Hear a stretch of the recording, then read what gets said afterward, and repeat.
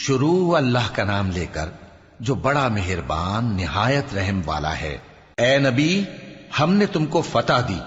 فتح بھی کھلی اور واضح، تاکہ اللہ تمہاری اگلی اور پچھلی کوتاہیاں بخش دے اور تم پر اپنی نعمت پوری کر دے اور تم کو سیدھے رستے چلاتا رہے، اور تاکہ اللہ تمہاری بھرپور مدد کرے۔ وہی تو ہے جس نے مومنوں کے دلوں پر تسکین نازل فرمائی تاکہ ان کے ایمان کے ساتھ اور ایمان بڑھے، اور آسمانوں اور زمین کے لشکر سب اللہ ہی کے ہیں، اور اللہ جاننے والا ہے، حکمت والا ہے۔ یہ اس لیے کہ وہ مومن مردوں اور مومن عورتوں کو بہشتوں میں جن کے نیچے نہریں بہ رہی ہیں داخل کرے، وہ اس میں ہمیشہ رہیں گے، اور تاکہ ان سے ان کے گناہوں کو دور کر دے، اور یہ اللہ کے نزدیک بڑی کامیابی ہے۔ اور اس لیے کہ منافق مردوں اور منافق عورتوں اور مشرک مردوں اور مشرک عورتوں کو جو اللہ کے بارے میں برے برے خیال رکھتے ہیں عذاب دے، انہی پر برے حادثے واقع ہوں، اور اللہ ان پر غصے ہوا اور ان پر لعنت کی اور ان کے لیے دوزخ تیار کی، اور وہ بری جگہ ہے۔ اور آسمانوں اور زمین کے لشکر اللہ ہی کے ہیں، اور اللہ غالب ہے، حکمت والا ہے۔ اے نبی، ہم نے تم کو احوال بتانے والا اور خوشخبری سنانے والا اور خبردار کرنے والا بنا کر بھیجا ہے، تاکہ مسلمانوں تم لوگ اللہ پر اور اس کے پیغمبر پر ایمان رکھو اور اس کی مدد کرو اور اس کی تعظیم کرو، اور صبح و شام اس کی تسبیح کرتے رہو۔ اے نبی، جو لوگ تم سے بیعت کرتے ہیں وہ در حقیقت اللہ سے بیعت کرتے ہیں، اللہ کا ہاتھ ان کے ہاتھوں پر ہے۔ پھر جو شخص عہد کو توڑے تو عہد توڑنے کا نقصان اسی کو ہے، اور جو اس بات کو جس کا اس نے اللہ سے عہد کیا ہے پورا کرے تو وہ اسے عنقریب اجر عظیم دے گا۔ اے نبی، جو گنوار پیچھے رہ گئے وہ تم سے کہیں گے کہ ہم کو ہمارے مال اور اہل و عیال نے روک رکھا تھا، سو آپ ہمارے لیے اللہ سے بخشش مانگیں۔ یہ لوگ اپنی زبان سے وہ بات کہتے ہیں جو ان کے دل میں نہیں ہے۔ کہہ دو کہ اگر اللہ تم لوگوں کو نقصان پہنچانا چاہے یا تمہیں فائدہ پہنچانے کا ارادہ فرمائے تو کون ہے جو اس کے سامنے تمہارے لیے کسی بات کا کچھ اختیار رکھے؟ کوئی نہیں، بلکہ جو کچھ تم کرتے ہو اللہ اس سے واقف ہے۔ بات یہ ہے کہ تم لوگ یہ سمجھ بیٹھے تھے کہ پیغمبر اور مومن اپنے اہل و عیال میں کبھی لوٹ کر آنے ہی کے نہیں، اور یہی بات تمہارے دلوں کو اچھی معلوم ہوئی اور اسی وجہ سے تم نے برے برے خیال کیے، اور آخر کار تم ہلاکت میں پڑ گئے۔ اور جو شخص اللہ پر اور اس کے پیغمبر پر ایمان نہ لائے تو ہم نے ایسے کافروں کے لیے آگ تیار کر رکھی ہے، اور آسمانوں اور زمین کی حکومت اللہ ہی کی ہے، وہ جسے چاہے بخشے اور جسے چاہے سزا دے، اور اللہ بخشنے والا ہے، مہربان ہے۔ جب تم لوگ مال غنیمت لینے چلو گے تو جو لوگ پیچھے رہ گئے تھے وہ کہیں گے ہمیں بھی اجازت دیجئے کہ آپ کے ساتھ چلیں، یہ چاہتے ہیں کہ اللہ کے قول کو بدل دیں۔ کہہ دو کہ تم ہرگز ہمارے ساتھ نہیں چل سکتے، اسی طرح اللہ نے پہلے سے فرما دیا ہے۔ پھر کہیں گے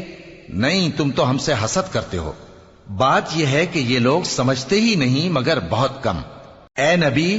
جو گنوار پیچھے رہ گئے تھے ان سے کہہ دو کہ تم جلد ایک سخت جنگجو قوم کے ساتھ جنگ کے لیے بلائے جاؤ گے، ان سے تم یا تو جنگ کرتے رہو گے یا وہ ہار مان لیں گے۔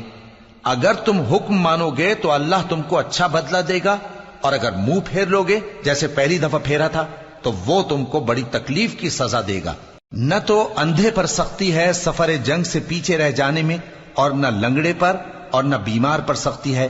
اور جو شخص اللہ اور اس کے پیغمبر کے فرمان پر چلے گا اللہ اس کو بہشتوں میں داخل کرے گا جن کے نیچے نہریں بہ رہی ہیں، اور جو روگردانی کرے گا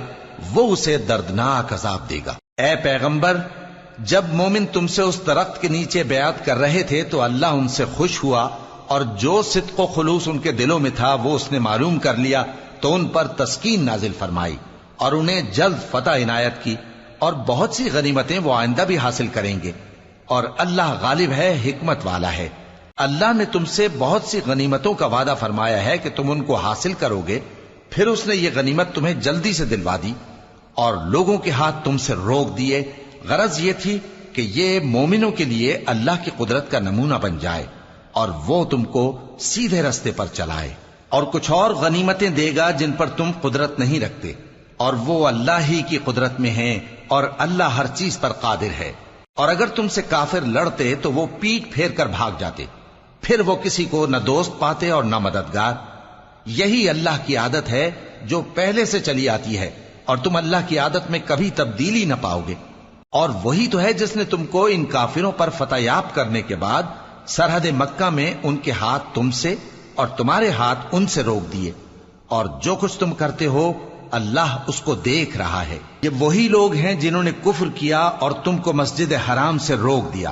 اور قربانیوں کو بھی کہ اپنی جگہ پہنچنے سے رکی رہیں۔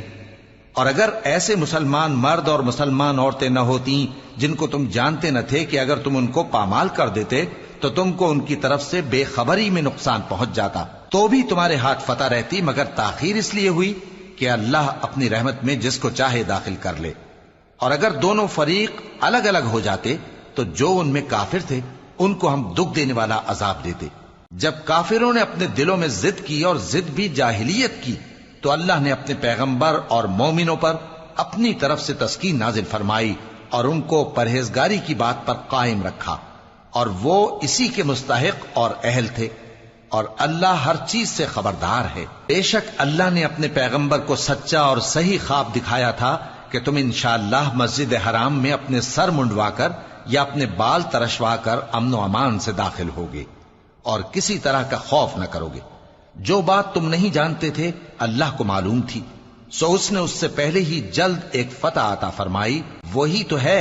جس نے اپنے پیغمبر کو ہدایت کی کتاب اور دین حق دے کر بھیجا تاکہ اس کو تمام دینوں پر غالب کرے،